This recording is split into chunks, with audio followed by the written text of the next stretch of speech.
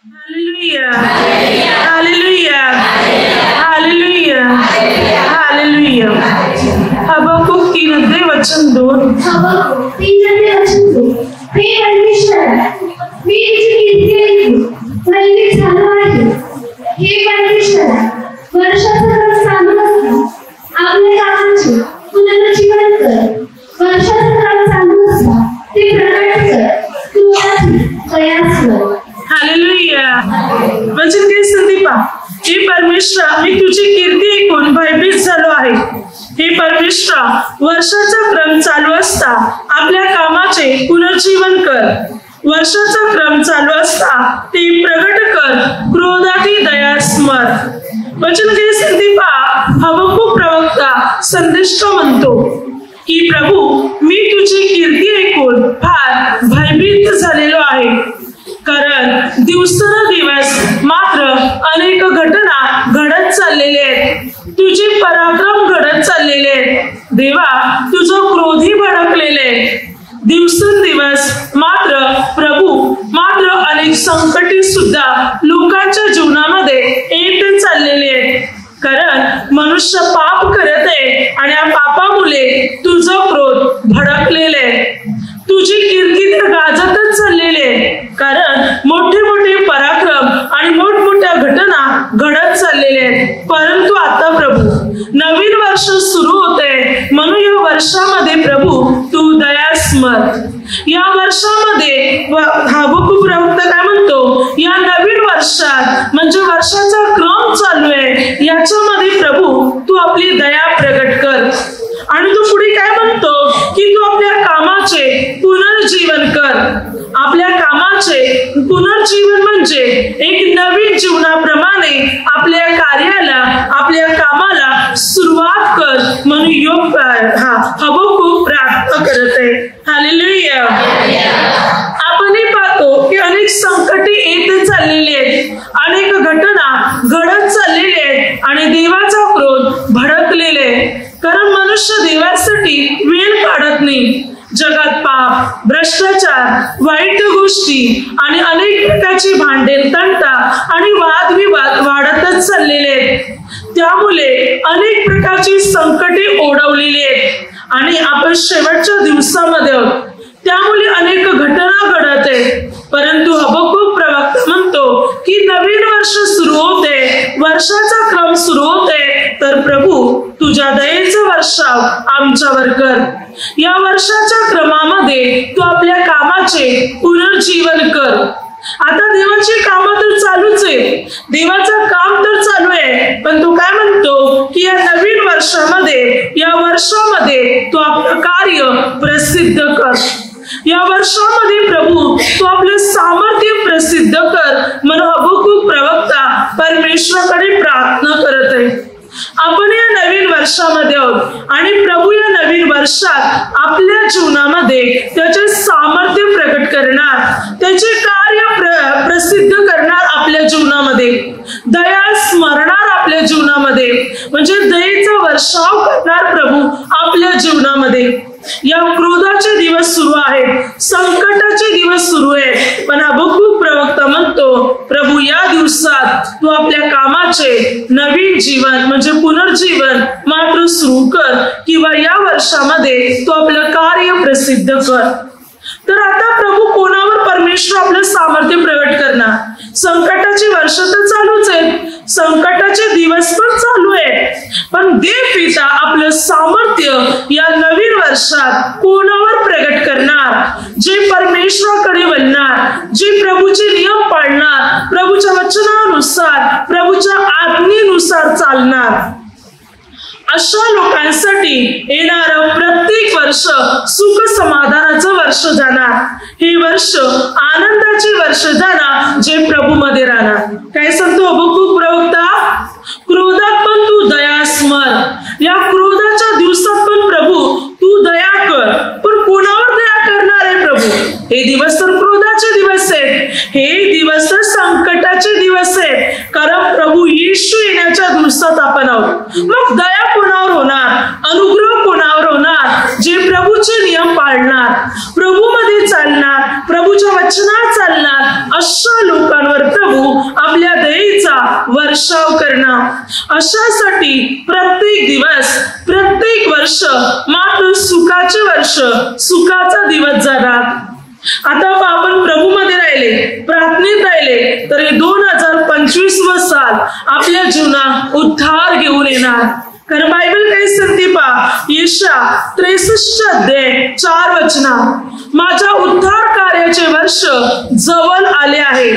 माझ्या उद्धार कार्याचे वर्ष आलेले म्हणून देव पिता म्हणतो. उद्धार कार्य, सूड घेण्याचे वर्ष आणि उद्धार करण्याचे वर्ष, पापात, नाशात आणि वाईटात चालणाऱ्यांचा सूड घेण्याचे वर्ष.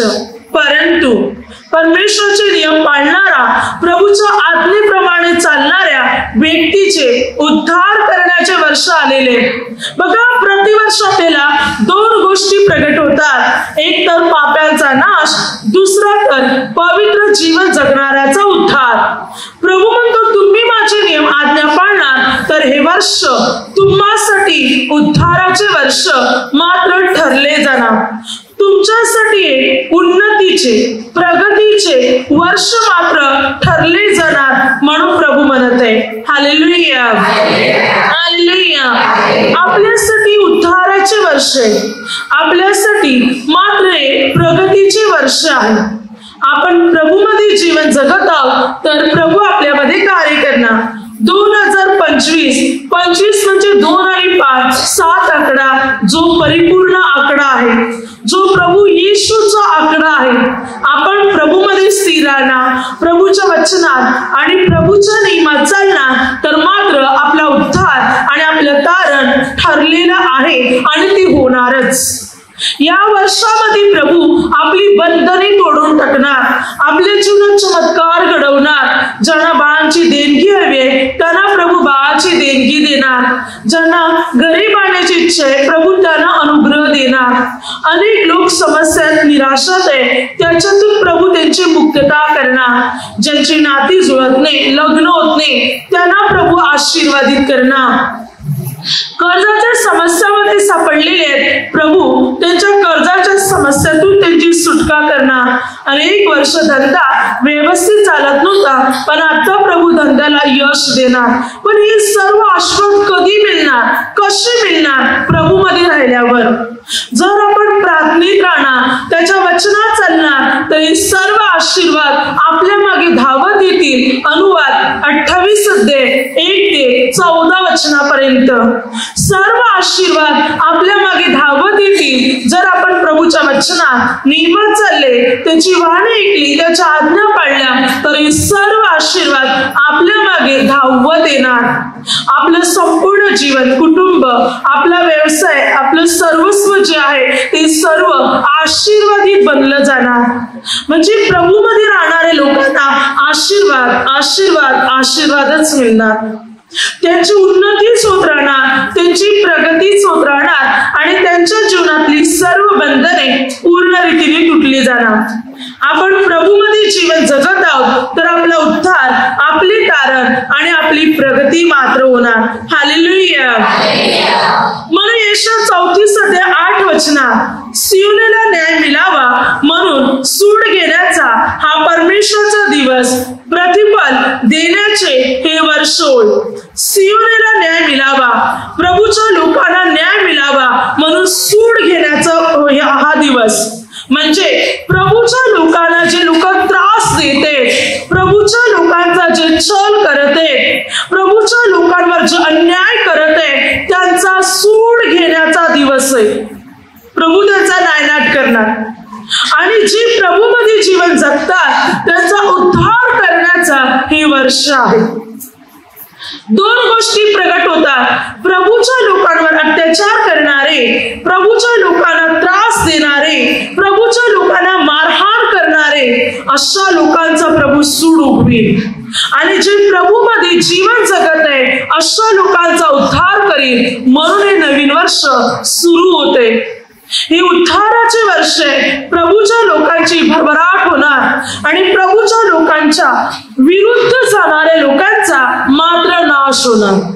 म्हणून प्रभू म्हणतो हे सूड घेण्याचे वर्ष आणि उद्धार करण्याचे वर्ष आहे. दोन गोष्टी प्रगट होणार आहेत.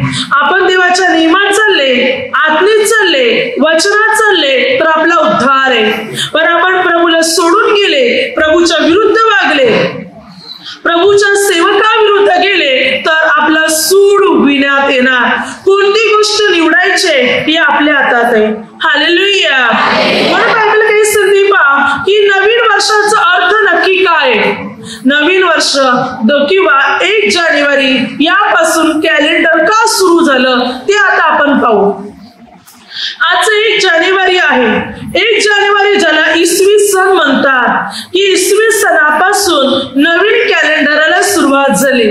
इसवी सन म्हणजे येशू ख्रिस्ताच्या जन्मापासून, प्रभू येशूच्या जन्मापासून नवीन कॅलेंडरला सुरुवात झाली म्हणून त्याला इसवी सन म्हणतात. बघा, ज्यांच्याकडे कॅलेंडर आहे, मग काल निर्णय असो इतर कोणते कॅलेंडर, त्या कॅलेंडर मध्ये पहिल्या तारखेला लिहिलेलं असणार इसवी सन. म्हणजे इसवी सणापासून सुरू झालेले एक कॅलेंडर इसवी सन म्हणजे येशू ख्रिस्ताच्या जन्मापासून नवीन कॅलेंडर सुरू झालं.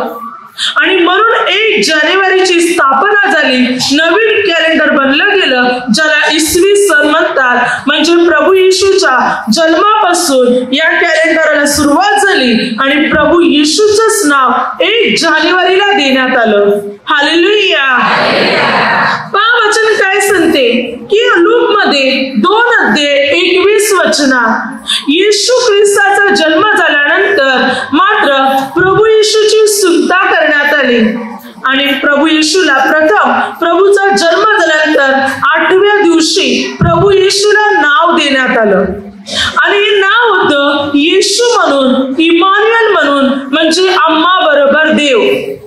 मत्ते 1:21-23 जसं देवदूताने योसेफला म्हटलं होतं की कुमारी गर्भवती होईल, तिला पुत्र होईल आणि त्याचे नाव तू येशू असे ठेव, म्हणजे इमानुएल, आम्हा बरोबर देव. तर येशू ख्रिस्ताचा जन्म झाल्यानंतर 8व्या दिवशी नाव ठेवण्यात आलं येशू इमानुएल म्हणून. आता येशू या नावाच्या द्वारे इसवी सन सुरू झालं, म्हणजे कॅलेंडर सुरू झालं. अगदी आपण मात्र जर रमाबाई पंडिताच्या बायबलचा अभ्यास केला तर त्यावरून कळून येते की येशू ख्रिस्ताचा जन्म आसपास मार्च-एप्रिल महिन्यात झालेला असावा. त्याच्यानंतर प्रभूच्या जन्मानंतर कॅलेंडरची स्थापना झाली. आता किंवा रमाबाई पंडिताने लिहिलेल्या बायबल प्रमाणे की येशू ख्रिस्ताचा जन्म या नवीन कॅलेंडर सुरू होण्याच्या अगोदर, जसं की 2025 साल आता सुरू होते, त्याच्या अगोदर येशू ख्रिस्ताचा जन्म निदान 4 ते 5 वर्ष अगोदर किंवा 5-6 वर्ष अगोदर झाला असावा. कारण येशू ख्रिस्ताच्या जन्मानंतरच नवीन कॅलेंडरला सुरुवात झाली. म्हणून हे कॅलेंडर इसवी सन म्हणून प्रस्थापित होते. इसवी सणाच्या जन्मानंतर या कॅलेंडरची स्थापना झाली. अर्थात येशू ख्रिस्ताच्या जन्माप्रमाणे किंवा येशू हे नाव देण्यात आलेल्या प्रमाणे कॅलेंडरची स्थापना झाली. म्हणजे 1 जानेवारी नवीन कॅलेंडर किंवा नवीन वर्षाची स्थापना येशू ख्रिस्ताच्या द्वारे झाली. हालेलुया. हालेलुया. म्हणजे कॅलेंडर जे हे प्रभू येशूच्या द्वारे स्थापित झालेलं आहे. नवीन वर्ष, नवीन वर्षाची स्थापना तर येशू ख्रिस्ताच्या द्वारे किंवा इसवी सन द्वारे हे कॅलेंडर का स्थापण्यात आलं, म्हणजे तेव्हा नवीन वर्षाला का सुरुवात झाली. मग अगोदरची पण वर्ष होती, त्या वर्षाला जोडून हे कॅलेंडर का बनवलं नाही, नवीन सुरुवात का केली, तर त्याचं पण कारण आहे. आणि त्याही गोष्टी बायबल मध्ये लिहिलेले आहेत. ते कसं आहे पहा, ते आपण बायबलद्वारे पाहू. हालेलुया. हालेलुया. तर या कॅलेंडरची स्थापना 4 वेळा झालेली आहे. कॅलेंडरची स्थापना म्हणजे नवीन वर्षाला सुरुवात 4 वेळा झालेला आहे. आणि त्याचं पण कारण आहे, कारण परमेश्वराने तसं म्हटलंही होतं. कारण बघा, जर आपण प्रकटीकरण या पुस्तकामध्ये पाहिलं तर प्रकटीकरण 12 अध्याय 14 वचनात काय संधी पहा, एक काल, दोन काल आणि अर्धा काल. ती वचन काय सांगते, एक काल आणि दोन काल. दोन कालात दोन काल येतात, एक दोन आणि म्हणजे 3 काल झाले आणि परत येतो तो अर्धा काल, म्हणजे 3.5 काल आहे. हालेलुया. आता इथे एक काल, दोन काल, अर्धा काल. दोन काल याच्यात दोन आहेत, एक कालात एक आहे, अर्धामध्ये अर्धा आहे, म्हणजे एकूण 3.5 काल. तर 3.5 कालाचा अर्थ कसा आहे पहा. 3.5 काल म्हणजे मात्र ही जी कॅलेंडर सुरू झालेले आहे त्याचा अर्थ आहे की पहिले एक काल, मग 2 काल, मग अर्धा काल. तर 3.5 काल म्हणजे या 3.5 कालाचा अर्थ परमेश्वराने या बायबल मध्ये दिलेले आहे. तर पहिली गोष्ट कशी आहे पहा. तर वचन सांगते, ज्या वेळेला उत्पत्ती 1 अध्याय देवाने सृष्टीची नवीन प्रकारात सुरुवात केली. देवाने पृथ्वी बनवली आणि नवीन रचना सुरू केली. आणि पृथ्वी बनवल्यानंतर माणसाला बनवले. पृथ्वी बनवल्यावर 6व्या दिवशी देवाने मनुष्याला बनवले. बघा, 6व्या दिवशी मनुष्याला बनवले. 7व्या दिवशी देवाने 20वा घेतला. अशा प्रकारे देवाने आदाम हवेला बनवले आणि त्यापासून पुढची संतती परमेश्वर पित्याने बनवली. हा एक पहिला काल होता ज्याच्यामध्ये परमेश्वर पित्याने सारी सृष्टी बनवून मानवाला पण बनवलं. उत्पत्ती 1 अध्यायमध्ये 1 पासून आपण पाहतो संपूर्ण 1 आणि 2 अध्याय. देव पित्याने पहिली पृथ्वी बनवली. सृष्टी हा पहिला काल आहे. दुसरा काल उत्पत्ती 9 अध्यायमध्ये देव पित्याने नोहा बरोबर करार करताना पुन्हा एकदा नवी उत्पत्ती केली. कारण आदमाच्या कालापासून लोक पाप करत गेले, पापात वाढत गेले. इतकं पाप पृथ्वीमध्ये वाढलं की उत्पत्ती 6 अध्याय 5 ते 6 वचनात मानवाला निर्माण करण्याचा सुद्धा देव पित्याला अनुताप झाला. इतकं पाप या पृथ्वीमध्ये वाढलं होतं. म्हणून उत्पत्ती 6 अध्याय 10 ते 13 वचनात पृथ्वी भ्रष्ट झाली होती. म्हणून देव पित्याने नोहा बरोबर करार केला आणि जलप्रलय केला. उत्पत्ती 7 अध्याय. देव पित्याने जलप्रलय केला आणि जलप्रलय मध्ये सर्वांना नष्ट केलं. नोहाचं कुटुंब, प्राण्या-पक्ष्यांची जोडपी, जी जीवजंतूची जोडपी होती तारवात, ते मात्र वाचले गेले. आणि अशा प्रकारे पृथ्वीचा अंत झाला आणि नोहापासून पुन्हा एकदा एक नवीन कॅलेंडरला परत सुरुवात झाली. नवीन वर्षाला पुन्हा एकदा सुरुवात झाली. नोहापासून, नोहाच्या मुलापासून पुन्हा एकदा नवी उत्पत्ती सुरू झाली. तिसरी गोष्ट, निर्गम 12 अध्याय 2 वचनात पुन्हा एकदा तिसऱ्या कॅलेंडरला सुरुवात झाली. एक काल आदामाच्या वेळी, दुसरा काल नोहाच्या वेळी, तिसरा काल मोशेच्या वेळी. आता तिसऱ्या कॅलेंडरला मात्र सुरुवात झाली. आता तिसऱ्या कॅलेंडरला सुरुवात होताना मात्र परमेश्वर पित्याने काय केलं पहा. ज्या वेळेला देव पित्याने इस्रायल लोकांना मिस्र देशातून बाहेर काढले तेव्हा देव पित्याने म्हटलं, हा तुम्हासाठी आरंभीचा महिना व्हावा, म्हणजे वर्षाचा पहिला महिना व्हावा. ही नवी सुरुवात तुमच्या जीवनात असावी. वर्षाचा पहिला महिना. पुन्हा एकदा देवाने नवीन वर्ष सुरू केले आणि वर्षाचा पहिला महिना अबीब बनवला. अबीब पहिला महिना बनला गेला, ज्याला इंग्लिश मध्ये आपण एप्रिल महिना म्हणतो. अबीब महिना पहिला महिना बनला गेला आणि देवाने म्हटलं, हा वर्षाचा तुमच्यासाठी पहिला महिना असावा, कारण याच महिन्यात मी इस्रायल लोकांची सेना मिस्र देशातून बाहेर काढणार आहे. त्या महिन्यात देव पित्याने 10 तारखेपर्यंत 10 तारखेला एक कोकरू निवडून घ्यायला सांगितलं आणि एक कोकरू 14व्या तारखेपर्यंत ठेवायला सांगितलं बांधून. आणि 14व्या तारखेला या कोकरूचं वध केला आणि इस्रायल लोकांनी वलांडण सर्पाला वलांडणाचा यज्ञ अर्पण करून. आणि त्याच अबीब महिन्याच्या 14 तारखेला इस्रायल लोक रात्रीच्या वेळी मध्यरात्री मिस्र देशातून बाहेर पडले. देवपित्याने इस्रायल लोकांना मिस्र देशातून बाहेर काढलं. देवाने म्हटलं, हा तुमच्यासाठी आरंभीचा महिना असावा, कारण मी मिस्री लोकांच्या सैना इथून बाहेर काढत आहे. 14व्या तारखेला अबीब महिन्याच्या 14 तारखेला काय इस्रायल लोक बाहेर पडले? कारण देवाने अब्रामाला तसं वचन दिलं होतं. कसं वचन दिलं होतं पहा. तर बायबल सांगते की मात्र उत्पत्ती 15 अध्याय 13 ते 14 वचनापर्यंत 400 वर्ष मात्र तुझ्या संततीला मात्र हे लोक चलतील. जो देश तुझा नाही त्या देशात तुझी संतती उपरी म्हणून राहील आणि 400 वर्षापर्यंत इस्रायल लोक मात्र ही पीडा सहन करतील. पण 400 वर्ष संपल्यानंतर निर्गम 12 अध्याय 40 ते 41 वचनात बघा, 430 वर्ष संपल्यावर बरोबर देवपित्याने म्हटल्याप्रमाणे 430 वर्ष, एक दिवस कमी नाही, एक दिवस जास्त नाही, 430. ज्या दिवशी 430 वर्ष संपली, जी परमेश्वर पित्याने वचन दिलं होतं अब्रामाला, बरोबर 430 वर्ष संपल्यावर इस्रायल लोकांच्या सैना मिस्र देशातून बाहेर पडल्या आणि तेव्हा देवाने म्हटलं, हा नवीन वर्षाचा पहिला महिना. हालेलुया. 430 वर्ष पूर्ण फायनल झाली.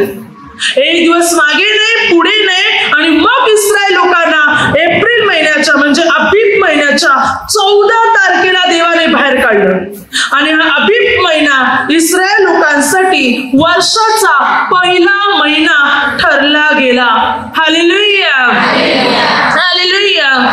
अशा प्रकारे इस्रायल लोक मिस्र देशातून बाहेर पडले मुक्ततेच्या देशामध्ये.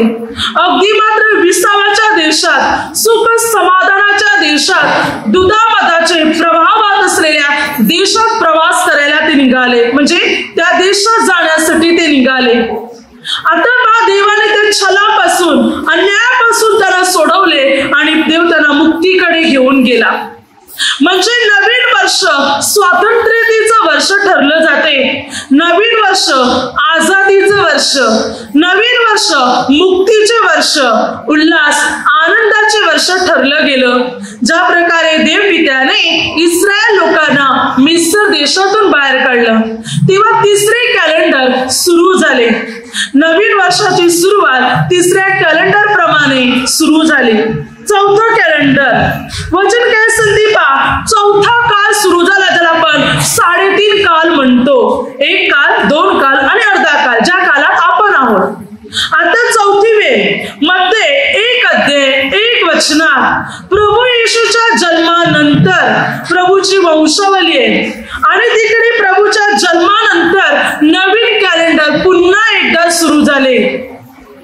प्रभूच्या जन्मानंतर इसवी सन म्हणून 1 जानेवारी हे कॅलेंडर सुरू झाले. चौथ्या वेळेला नवीन पुन्हा एक सुरुवात झाली. जसे की पहिली सुरुवात आदामाच्या अगोदर, दुसरी सुरुवात नोहाच्या वेळी, तिसरी सुरुवात मोशेच्या वेळी आणि चौथी सुरुवात येशू ख्रिस्ताच्या जन्माच्या नंतर. आणि अशा प्रकारे चौथी सुरुवात झाली चौथ्या कालाला, ज्याला 3.5 काल म्हणण्यात येतो, ज्या कालामध्ये आपण आहोत. म्हणून 6व्या दिवशीच का देवाने निर्माण केलं मानवाला?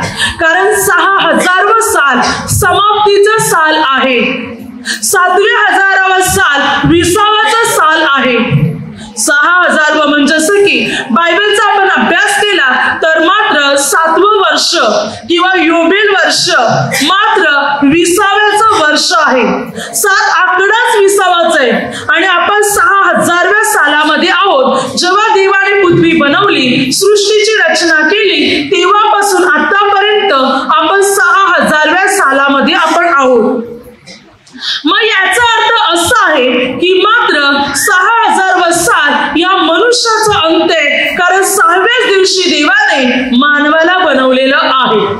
6व्या दिवशी देवाने मनुष्य बनवला आणि 6वाच दिवस मात्र 6000वा वर्ष हे मात्र या पृथ्वीचा अंत होणार आणि 7000वा वर्ष 20वाचं वर्ष आहे, ज्या प्रभूचे लोक 1000 वर्ष प्रभू बरोबर राज्य करणार. Hallelujah, hallelujah. तर 3.5 काल कसं आहे पहा. दानिएल 12:7 एक समय, 2 समय आणि अर्धा समय. आणि दानिएल 7:25 ते 27 ही 3 जी काल आहे, 3 आणि मग अर्धा काल. 1 काल, 2 काल आणि मग अर्धा काल. तर आता हे 3.5 कालामध्ये आपण आहोत. हा 4थ्या कालात म्हणजे 3 काल निघून गेल्यात आणि 4थ्या कालात आता 4था काल पूर्ण झाला नाही, 3.5 कालामध्ये आपण आहोत. आणि याच्यातच पृथ्वीचा अंत होणार आहे, पृथ्वी नष्ट होणार आहे आणि मात्र मग 20वाचं वर्ष मात्र येणार आहे. आता पुन्हा कॅलेंडर बदललं जाणार नाही. जे कॅलेंडर आता ठरलेलं आहे 1 जानेवारीचं तेच कॅलेंडर असणार. नवी सुरुवात स्वर्गाच्या राज्यामध्ये होणार. देवाच्या राज्यामध्ये एक नवी सुरुवात मात्र होणार.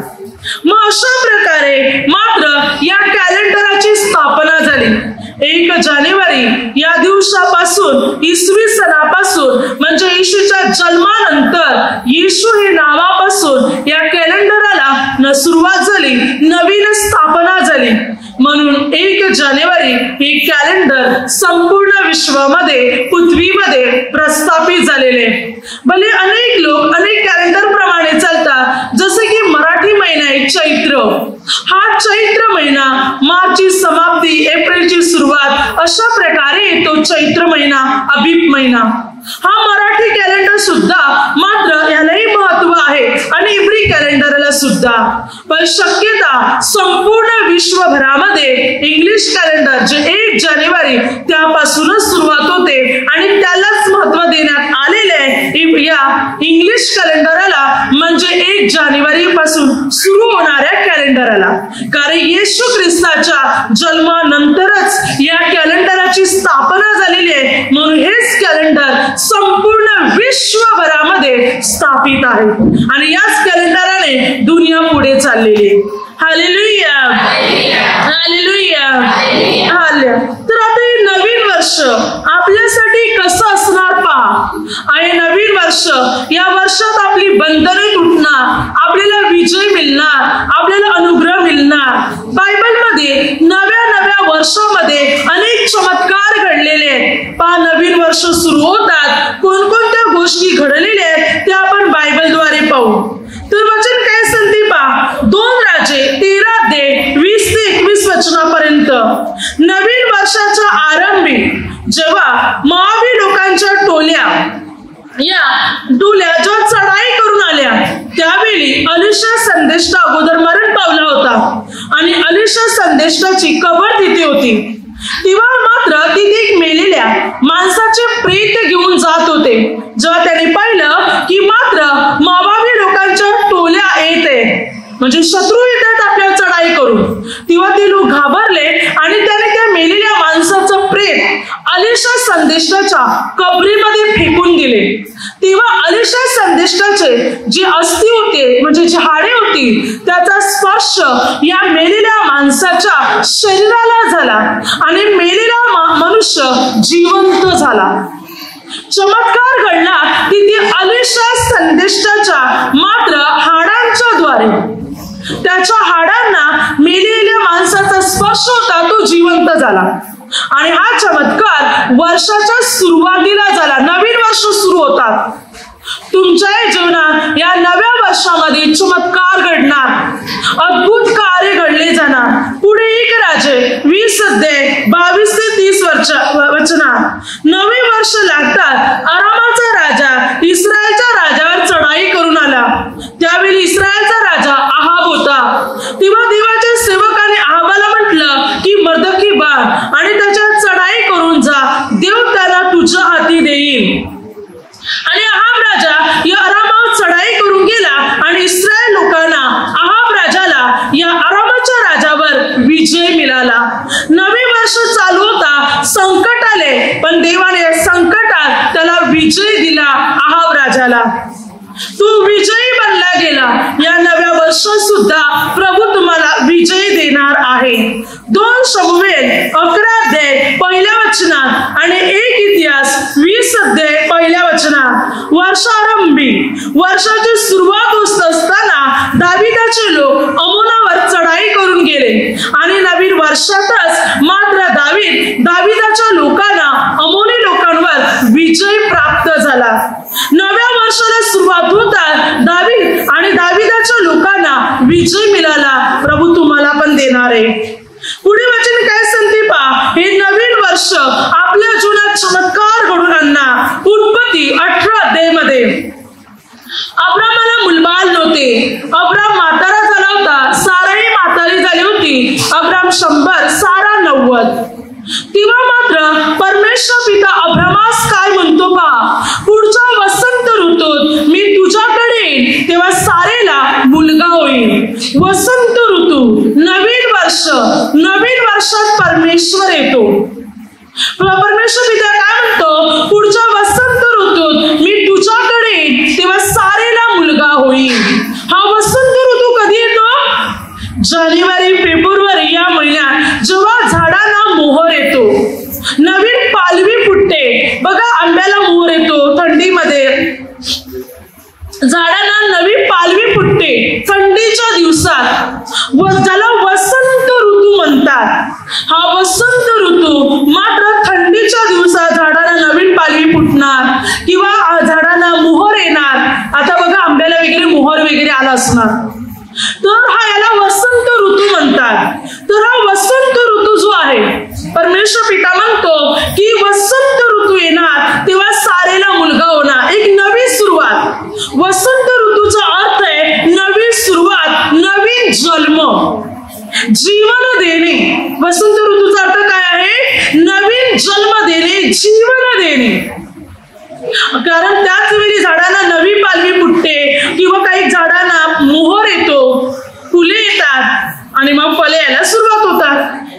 नवी सुरुवात, जीवन देणे, वसंत ऋतूचा अर्थ आहे. आता देव पिता म्हणतो की वसंत ऋतूत मी तुझ्याकडे येईन आणि सारेला मुलगा होईल. हालेलुया. आता आपण नवीन वर्षात आहोत आणि वसंत ऋतूला सुरुवात झालेली आहे. आता या वसंत ऋतूमध्ये मात्र प्रभू म्हणतो मी तुमच्याकडे येईन आणि तुमच्या जीवनात चमत्कार घडवीन. प्रभू अनुग्रह देईल. ज्याला बाळाची देणगी नाही त्या स्त्रियांना प्रभू आशीर्वादित करेल आणि त्यांना प्रभू आशीर्वादित करून बाळाची देणगी देणार. या वसंत ऋतूमध्ये प्रभू त्यांना आशीर्वादित करणार, प्रभू त्यांना अनुग्रहाने मात्र भरणार. आणि खरोखर वसंत ऋतूत परमेश्वर पित्याने सारेवर अनुग्रह केला आणि तिला मुलगा झाला. तिने त्याचे नाव इसहाक असं ठेवले, जे परमेश्वर पित्याने अगोदरच दिले होते. वसंत ऋतू. पुढे वचन सांगते की मात्र 2 राजे 4 अध्याय 8 ते 17 सुनेम करणी. मात्र ही सुनेम करणी जी वाहस होती, जिला मुलबाळ नव्हते, तिचा नवरा पण म्हातारा झाला होता. तिने अलिशाची भरपूर सोय केली होती. अलिशा संदेशासाठी तिने घराच्या वरती खोली तयार केली होती. त्या खोलीमध्ये झोपायला खाट, बसायला खुर्ची, मेज, समई सर्व वस्तू ठेवल्या होत्या. जेव्हा जेव्हा अलिशा संदेशला तिथे येई तेव्हा तेव्हा तो तिथे थांबत असे, आराम करत असे आणि स्त्री अलिशा संदेशाचं स्वागत करत असे, पाहुणचार करत असे.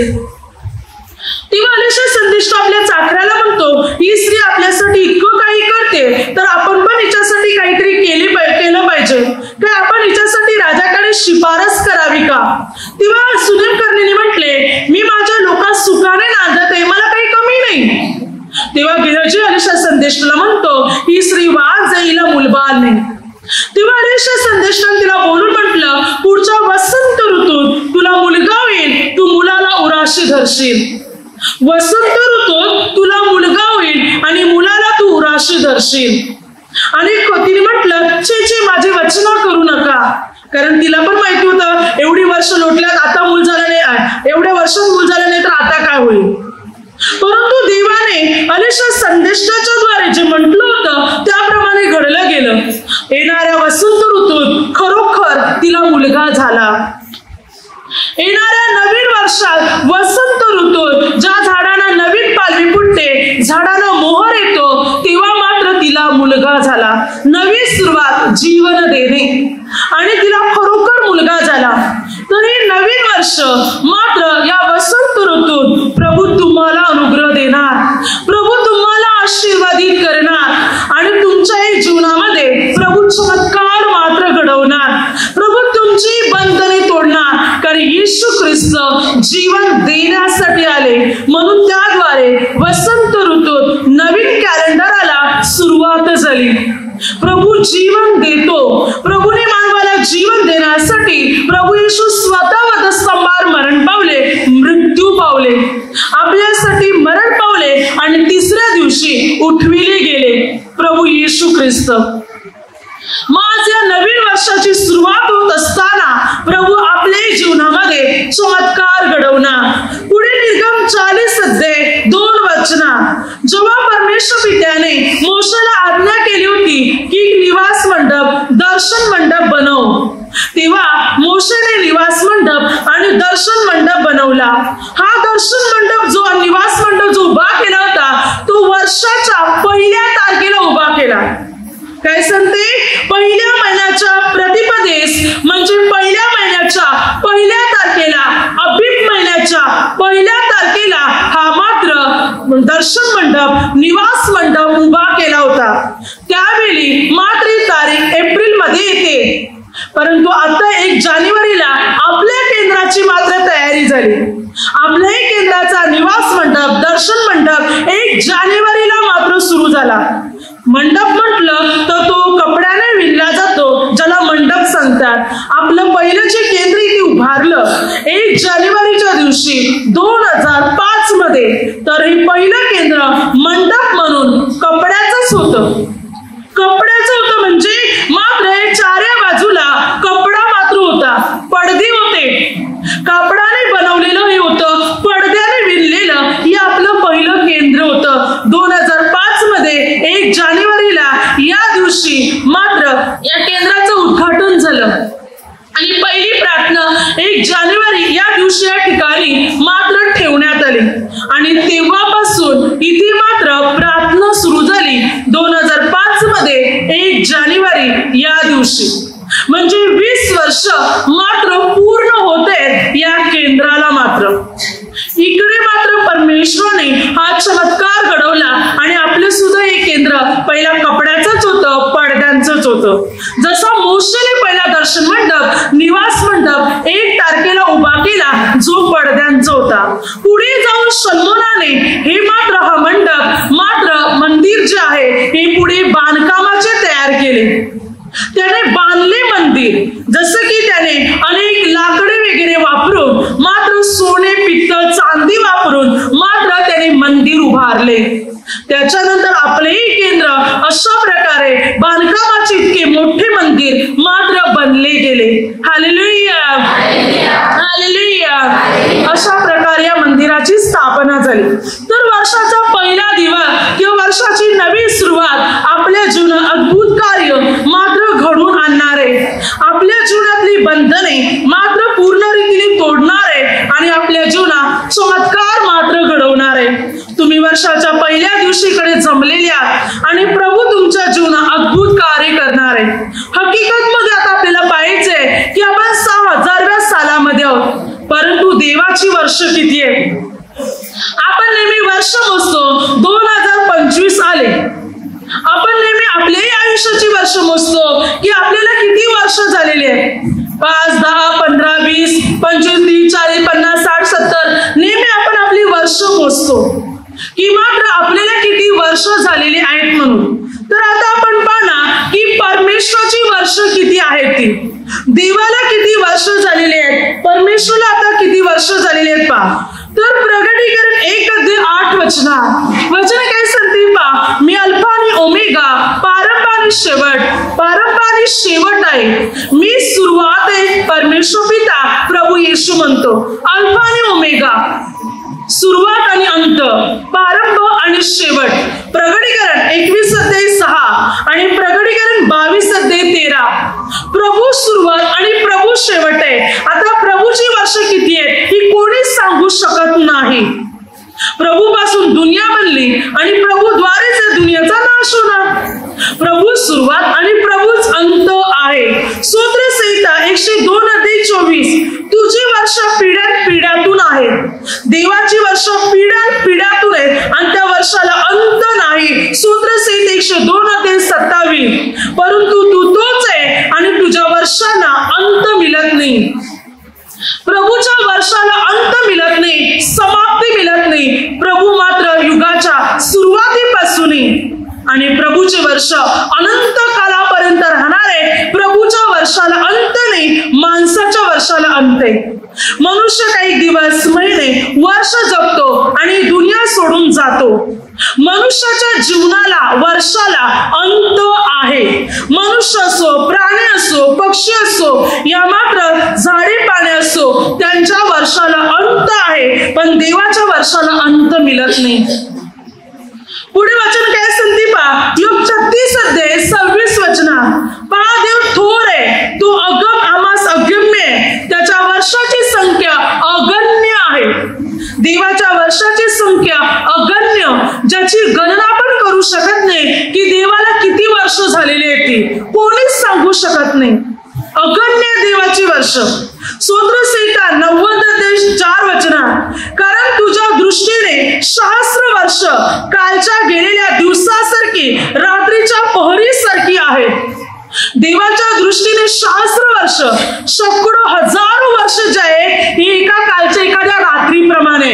बघा, एखाद्या रात्रीप्रमाणे देवाला शेकडो हजार वर्ष एका रात्रीप्रमाणे. एवढी वर्ष झालेली आहेत. मग विचार करा, देवाचे वर्ष कसे सांगू शकतो? देवाच्या दृष्टीने एक रात्र म्हणजे अनेक वर्ष, हजारो वर्ष एका रात्रीसारखी आहेत. म्हणजे देवाला किती वर्ष झाली असेल कोणच सांगू शकत नाही. अगणित आहे, असंख्य आहे, ज्याची गणना आपण करू शकत नाही. म्हणून इब्री लोकांपत्र 1:12 तुझी वर्ष संपणार नाहीत. देवाची वर्ष संपणार नाहीत म्हणून बायबल सांगते. कधीच संपणार नाही. माणसाची वर्ष संपतात पण देवाचं वर्ष कधीच संपणार नाही. अनादी कालापासून अनादी कालापर्यंत राहणारा आपला परमेश्वर आहे, ज्याला अंत नव्हे, जो अल्फा आणि ओमेगा आहे, जो जिवंत परमेश्वर आहे, जो आपल्यामध्ये वास करतो, वस्ती करतो, ज्याच्या वर्षाला अंत मिळत नाही. उलट तो लोकांना वर्ष वाढवून देतो. जसं की बघा, उत्पत्ती 5:21-24 वचनात अनोक 365 वर्ष जगला. 300 वर्ष तो देवाबरोबर चालला, म्हणून देवाने त्याला नेले. त्याला मरणाचा अनुभव आला नाही, मृत्यूचा अनुभव अनोखाला आला नाही. देवाने त्याला नेले. त्याच्या वर्षाचा अंत होऊ नये म्हणून देव डायरेक्ट त्याला स्वर्गातच घेऊन गेला. का? तो देवाबरोबर चालला म्हणून. तो स्वर्गात गेला, देवाच्या राज्यातच गेला. योग 42:16-17 देवाने तर योबाला 140 वर्ष वाढवून दिली. योब आजारी पडला होता, गलवाने पीडित झाला होता, पण देवाने त्याला बरे केले आणि 140 वर्ष वाढवून दिली. अगोदरची योबाची वर्ष आसपास 70 असणार, कारण त्याची मुलं जवान होती, तरुण होती. 10 मुलं होता ना, 10 मुलं त्याला होती, 7 मुलगी 3 मुली. म्हणजे त्याचं वय 60-70 वर्ष असणार. मुलं जवान होती, तरुण होतो, इथपर्यंत एवढी मुलं होता ना. मग 70 दिली, त्याच्यानंतर 140 वर्ष वाढून दिली. म्हणजे 210 वर्ष तो जगला. कारण देवाने त्याला जे दिलं होतं दुप्पट दिलं होतं. मग 140 वर्ष वाढून दिली, म्हणजे दुप्पट वर्ष वाढून दिली होती. याचा अर्थ त्याचं अगोदरचं वय 70 होतं. देवाने त्याला वर्ष पण वाढवून दिली. 2 राजे 20:1-11 हिजकिया राजा मरणार होता आता, पण देवाने स्वतः म्हटलं होतं की हिजकिया आता मरेल. पण जेव्हा हिजकिया राजाने प्रार्थना केली तेव्हा देवपित्याने त्याला बरे केले आणि 15 वर्ष हिजकिया राजाला वाढवून दिली. पुढे एक राजा 3:3-15 शल्मोन राजा. बायबल सांगते देवपित्याने शल्मोनाला काय म्हटले की जर तू माझे नियम पाळले तर मी तुझ्या आयुष्याची मर्यादा वाढवीन, मी तुझं आयुष्य वाढवतच जाईन. म्हातारा होईपर्यंत देवाने त्याचं आयुष्य वाढवलं होतं, पण जेव्हा तो म्हातारा झाला तेव्हा तो बिघडला. त्याने देवाचे नियमच पाळायचं सोडून दिलं आणि त्याचा अंत झाला. बघा, देव म्हणतो तुम्ही माझे नियम पाळणार, आज्ञा पाळणार, मी तुम्हाला वर्ष वाढून देणार. कारण देवाची वर्ष अनादी अनंत आहे. आणि देव काही वर्ष आपल्याला द्यायला तयार आहे. जर आपण त्याच्यामध्ये जीवन जगणार, त्याचे नियम पाळणार, तर तो आपली वर्ष वाढवणार. बघा, या प्रार्थनेमध्ये अनेक लोकांच्या साक्ष आहेत. काहीकांची आशा डॉक्टरांनी सोडून दिली होती की तुम्ही मरणार, मात्र 5 दिवस, 2 दिवस, 8 दिवस, 1 महिना, 6 महिने तुम्ही जगू शकत नाही. काही काळात तर हॉस्पिटलमधून डायरेक्ट इकडे प्रार्थनेत आणलेले, पूर्ण आशा सोडलेली, काही खातपीत नव्हते, पूर्ण खाटीला खिळलेले होते, मरणाच्या अवस्थेमध्ये होते. कॅन्सर सारखे आजार, एड्स सारखे आजार शरीरामध्ये पसरलेले होते. अगदी रक्ताची काविली शरीरामध्ये पसरलेली होती. किडन्या गेल्या होत्या काहीकांच्या, अनेक प्रकारचे आजार शरीरामध्ये पसरलेले होते आणि आशा सोडलेली होती. अशा वेळी जेव्हा त्याने इथे आणण्यात आले आणि जेव्हा त्याने प्रार्थनेत रिट्रीट मध्ये भाग घेतला, प्रभू येशूने त्याला बरे केले आणि वर्ष पण वाढवून दिली. ज्यांना 2 दिवस, 5 दिवस, 8 दिवस, 1 महिना, 6 महिने म्हटले होते, आज वर्ष लोटलेले आहेत. आजही ते जिवंत आहेत, निरोगी आहेत आणि बरे आहेत. प्रभू येशूने अनेक लोकांच्या जीवनात मात्र चमत्कार मात्र घडवलेले आहेत. मग ही वर्ष कोणी वाढवून दिली? प्रभू येशूने. प्रभूने लोकांना ही वर्ष वाढवून दिली. माझ्याही जीवनामध्ये मात्र डॉक्टरांनी आशा सोडली होती 1997 सालामध्ये. लास्ट स्टेपवर होती, काही खातपीत नव्हती, पूर्ण अथरुणाला खिळलेली होती, माझं शरीर सांगाडा बनलेलं होतं. डॉक्टरांनी म्हटलं होतं माझ्या आई वडिलांना, तुमची मुलगी 1.5 ते 2 महिनेच काढू शकते, त्या पलीकडे काढू शकत नाही. पूर्ण सांगाडा झालं होतं माझं शरीर. चालण्या फिरण्याचं सोडू द्या, उठून बसण्याची पण ताकद नव्हती. चमचीने मला पाणी पाजण्यात येत होता. परंतु अशा वेळी प्रभू येशूची सुवार्ता लाभली, प्रभू येशूची ओळख घडली गेली आणि माझ्या पूर्ण कुटुंबाचं तारण झालं. जी 1.5 ते 2 महिन्यात मी मरणार होती, त्याच 1.5 ते 2 महिन्यात उठून बरी होऊन चालफीर करायला लागली आणि आज इतकी वर्ष लोटलेली आहेत, मी तुमच्या पुढे जिवंत उभी आहे. Hallelujah, hallelujah. माझी वर्ष प्रभू येशूने वाढून दिली. तर प्रभू येशू तुमच्याही जीवनामध्ये चमत्कार घडवणार, आपली वर्ष वाढून देणारा प्रभू येशू आहे. आपल्या जीवनात चमत्कार घडवणारा मात्र प्रभू येशू आहे. आपली बंधने तोडणारा मात्र प्रभू येशू आहे. विश्वास ठेवा, मनापासून तुम्ही प्रार्थना करा, प्रभू तुम्हाला या नवीन वर्षात आशीर्वादित करणार, तुमची बंधने तोडणार. नीतिसूत्रे 9:11, माझ्या मुली तुझी वर्ष अधिक होतील. प्रभू काय म्हणतो? माझ्या मुली तुझी वर्ष अधिक होणार, तुझ्या वर्षाची वाढ होणार, तुझी वर्ष वाढली जाणार. पुढे वाचायचं संती योग 36 अध्याय 9 ते 11 वचनामध्ये काय संती वचन. वचन संती तर त्यांची कृती व त्यांच्या याची त्या जाणीव करून देतो. त्यांनी उन्मत्तपणाचे वर्तन केले असे त्यास दाखवून देतो. त्यांचे कान उघडून ते बोध घेतील असे तो करीतो आणि त्यास अधर्म सोडाव्यास सांगतो. हे ऐकून ते अंकित झाले तर ते आपले दिवस सुस्थितीत घालवितील, आपली वर्ष सुखाने काढतील. बायबल सांगते प्रभू लोकांची कान उघडणे करतो, त्यांच्या अपराध त्यांना दाखवतो, जे मरणास टिकलेले असतात त्यांना प्रभू वाचवतो आणि सत्याकडे आणतो. आणि मग त्याने देवाचे नियम पाळले, आज्ञा पाळल्या तर देव त्यांची वर्ष सुखाची बनवतो. मग ते आपले दिवस सुस्थितीत घालवतात, आपली वर्ष सुखाने घालवतात, कारण प्रभू त्यांचा उद्धार करतो, प्रभू त्यांच्या जीवनात कार्य करतो. स्तोत्रसंहिता 90 अध्याय मात्र 9 ते 10. देवाने माणसाची वर्ष ठरवलेली आहे 70 ते 80 वर्षापर्यंत. 70 ते 80 वर्ष परमेश्वर पित्याने प्रत्येकाची वर्ष ठरवून ठेवलेली आहे. आता हल्लीच्या काळात आपण पाहतो की मात्र 50 वर्ष जगणं पण माणसाला आता कठीण आहे. देवाने सुरुवातीला काय केलं होतं? उत्पत्ती 5 अध्यायामध्ये किती वर्ष दिली होती? 1000च्या आसपास. मथुशेलह जो होता तो 969 वर्ष जगला, म्हणजे 1000च्या आसपास लोकांचं आयुष्य होतं. परंतु वर्ष जास्त पाप करत गेले लोक. म्हणून उत्पत्ती 6 अध्याय 1 ते 2 देव पित्याने माणसाला 120 वर्षाचा अवधी लावून दिला. 120 वर्षाचा कालावधी. देवाने माणसाची वर्ष कमी केली, कारण वर्ष दिली पाप करायला लागले, म्हणून वर्षच कमी झाली आणि 120 वर्षाचा अवधी. स्तोत्रसंहिता 90 अध्याय त्याच्यामध्ये आपण काय पाहतो की वचन सांगते की मात्र 70 ते 80 वर्षाची शक्ती. 15 वचनात काय दिले पहा. 15 वचन, जेवढे दिवस तू आम्हाला पिढीले, जेवढी वर्ष आम्ही अरिष्ट पाहिले, त्या मानाने आम्हाला आनंदित कर. आता देवाने माणसाची वर्ष ठरवलेली आहेत पहा. मनुष्य 70, 80, 100, 120 पर्यंत जगतो. परंतु मनुष्य आपलं आयुष्य कसं काढतो? दुःखात, रडत, अश्रू घालीत. परंतु जो प्रभूमध्ये जीवन जगणार, प्रभू त्याची अगोदरची वर्ष जितकी दुःखाने गेल्यात, तितकी पुढची सर्व वर्ष आनंदाने तो घालवणार. जर आपण प्रभूमध्ये राहिले, प्रभूच्या वचनात चालले, प्रभूच्या मार्गात चालले, तर आपली येणारी सर्व वर्ष सुखाची असणार, आनंदाची असणार, अनुग्रहाची असणार. जर आपण प्रभूमध्ये चालले तर, प्रभूमध्ये टिकून राहणार, स्थिर राहणार, प्रार्थनेत राहणार, तर आपली पुढची वर्ष आनंदाची असणार, सुख समाधानाची आपली प्रत्येक वर्ष असणार आणि प्रभू आपल्याला विपुल प्रमाणात आशीर्वादित करणार. नीतिसूत्री 10:27 वचनात, वचनसंती परमेश्वराची भय आयुष्य वाढविते, पण दुर्जनाची वर्ष कमी होतात. देवाचं भय बाळगणार, देवाचे नियम पाळणार, आपल्या आयुष्याची वाढ होणार. प्रभू आपली वर्ष पण वाढून देणार, आपल्याला आयुष्य पण वाढून देणार आणि प्रभू आपल्याला विपुल प्रमाणात अनुग्रह मात्र देणार.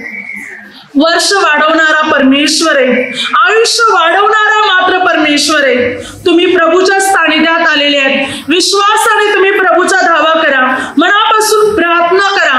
तुमच्या जीवनात संकट आहेत, दुःख आहे, समस्या आहेत, निराशा आहेत, अडथळे आहेत, सर्व प्रभू दूर करणार. कारण या नवीन वर्षात एक नवी सुरुवात प्रभू तुमच्या जीवनात करणार आहे. अगदी आनंदाची वर्ष प्रभू तुमची बनवणार आहे, उल्हास हर्षाची वर्ष बनवणार आहे. त्यासाठी पूर्ण प्रभूला शरण या, आपलं जीवन परिवर्तन करून घ्या, बदलून घ्या. आता प्रभूच्या मार्गात चालण्याचा, प्रभूची सेवा करण्याचा हा निर्णय आपल्या जीवनात घ्या. पाप, वाईट, चुकीच्या संगती, दारू, नशा हे सर्व सोडून द्या. आता देवाच्या राज्यात वाढा, प्रभूच्या सेवेमध्ये वाढा, प्रभूच्या कार्यामध्ये आता तुम्ही वाढायला सुरुवात करा. कारण प्रभू येशू तुमच्या जीवनात कार्य करणार आहे. आजचा दिवस तुमच्यासाठी अद्भुत कार्य, अद्भुत चमत्कार घडण्याचा दिवस आहे. कारण प्रभू येशू, जिवंत प्रभूची उपस्थिती या केंद्रामध्ये आहे आणि प्रभू येशू आज तुमच्या जीवनात कार्य करणार. तुमच्या ज्या समस्या आहेत, संकट आहेत, अडथळे आहेत, आजार आहेत, विकार आहेत, सर्व प्रभू येशूला समर्पण करा. कारण हे उद्धाराचे वर्ष आहे, हा आनंदाचा दिवस आहे आणि प्रभूची उपस्थिती या ठिकाणी आहे आणि प्रभू तुमच्या जीवनात आजपासूनच कार्य करायला सुरुवात करणार आहे. आजपासूनच तुमच्या जीवनात चमत्कार करायला प्रभू सुरुवात करणार आहेत. तुमची बंधने प्रभू येशू तोडणार आहेत, तुमचे अडथळे प्रभू दूर करणार आहेत. विश्वासाने प्रभू येशूचा दावा करा. तुम्ही जिवंत देव प्रभू येशू ख्रिस्त याच्याकडे आलेले आहेत आणि प्रभू तुम्हाला निराश करणार नाही, प्रभू तुम्हाला दुःखी करणार नाही. कारण प्रभू तुमच्या जीवनामध्ये चमत्कार घडवणार. जसे की रविवारी मी तुम्हाला म्हटले होते की मात्र तिसरा दिवस येणार आहे जो तुमच्या जीवनात चमत्कार घडवणार. 1 जानेवारीचा दिवस, जसं बायबलच्या नियमाप्रमाणे तिसरा दिवस मुक्तीचा, अनुग्रहाचा, आशीर्वादाचा दिवस आहे, तसा हा दिवस हा झालेला आहे. उद्धार कार्याचे वर्ष सुरू झालेले आहे आणि या दिवसात प्रभू तुमच्या जीवनात कार्य करणार. मनापासून प्रभूचा दावा करा, आपलं सर्व पाप कबूल करा, पश्चाताप करा. कारण प्रभू आपला उद्धार करणार आहे, आपली बंधने तोडणार आहे, आपले अडथळे दूर करणार आहे, आपल्या समस्या प्रभू दूर करणार आहे. Hallelujah, hallelujah, hallelujah. आता माझ्या शब्दाद्वारे जे काही चुकले असेल त्याबद्दल मला क्षमा असावी. Hallelujah, hallelujah, hallelujah.